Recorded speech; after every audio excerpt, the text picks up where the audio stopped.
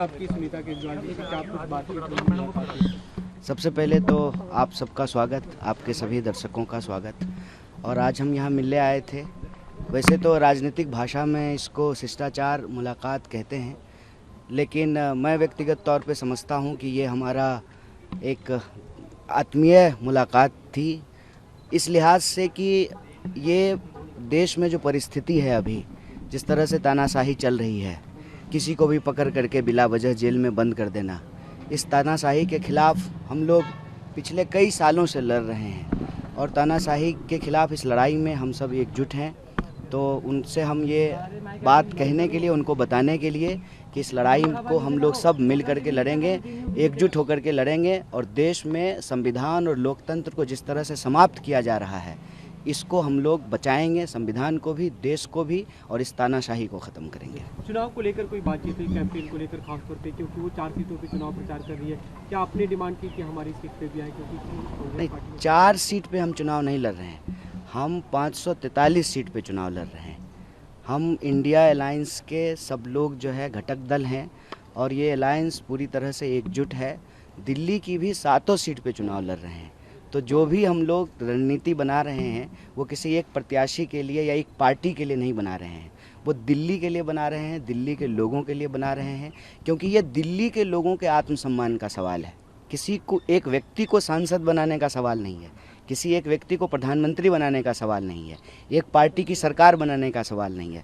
सवाल है कि दिल्ली के लोगों को जिस तरह से अपमानित किया जा रहा है, जिस तरह से दिल्ली में तानाशाही चल रही है, जिस तरह से सीएम साहब को पकड़ करके जेल में डाल दिया गया है, इस तानाशाही के खिलाफ और दिल्ली के अधिकारों पे जो रोज़ बरोज़ हमले हुए, जिस तरह से सुप्रीम कोर्ट के डिसीजन को ऑर्डिनेंस के तहत बदला गया, जिस तरीके से बार बार विकास के कार्यों को अटकाने की कोशिश की जाती है एडमिनिस्ट्रेटिव तरीके से, और अंततः कई नेताओं को पकड़ करके चुनाव के बीच में जो जेल में डाला गया है, मैं समझता हूँ कि ये दिल्ली के लोगों को अपमानित किया जा रहा है। तो दिल्ली में जो लोकसभा का चुनाव हो रहा है, ये दिल्ली के आम लोगों के आत्मसम्मान की लड़ाई है और दिल्ली के ऊपर जो तानाशाही थोपी जा रही है, देश के ऊपर जो तानाशाही थोपी जा रही है, उस तानाशाही के खिलाफ दिल्ली के लोग एकजुट रहें, एक साथ रहें और हम सभी सीटों पर, 7 सीटों पर मिल कर के लड़ रहे हैं और मिलकर रणनीति बना रहे हैं। अच्छा, कांग्रेस में भी फूट है आपके नाम को लेकर, लवली छोड़ देते हैं, खत लिखते हैं, आपका नाम भी का भी जिक्र करते हैं, तो इसे आप किस तरीके से देखते हैं? क्योंकि चुनाव के दौरान ये होना तो क्या नुकसान होगा या फिर किस वजह से आप मान रहे हैं? अव्वल तो जो है वो पत्र मुझे नहीं मिला है, अव्वल वो पत्र तो मुझे नहीं मिला है, ना मैंने वो पत्र पढ़ा है। और आपको मालूम है कि देश भर में बीजेपी जो कर रही है वो ज़्यादा खतरनाक है। रादर देन कांग्रेस के किसी पार्टी के नेता ने इस्तीफा दे दिया, उससे ज़्यादा खतरनाक चीज़ें देश में हो रही है। हमने देखा कि सूरत में क्या हुआ, हमने देखा कि इंदौर में क्या हुआ, हमने देखा कि खजुराहो में क्या हुआ।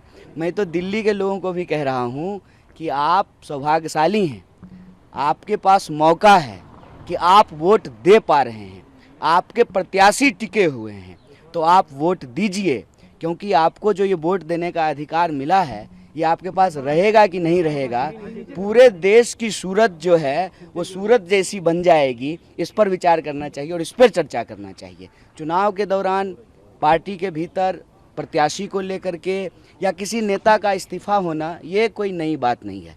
नई बात ये है कि प्रत्याशियों को डरा के, धमका के बिठा देना, प्रत्याशियों को अपने साथ मिला लेना और चुनाव ही नहीं होने देना, ये ज़्यादा खतरनाक बात है। नॉमिनेशन फाइल कर रहे हैं अपना? अभी तारीख तय नहीं है, तारीख तय होगी तो आप लोगों को सूचित करेंगे। आमंत्रित किया सुनीता जी को कैंपेन के लिए या वोट? अभी तभी तारीख ही नहीं तय हुई है और हमने आपको कहा कि जो है ये मुलाकात जो है वो चुनावी नहीं है, वैचारिक है।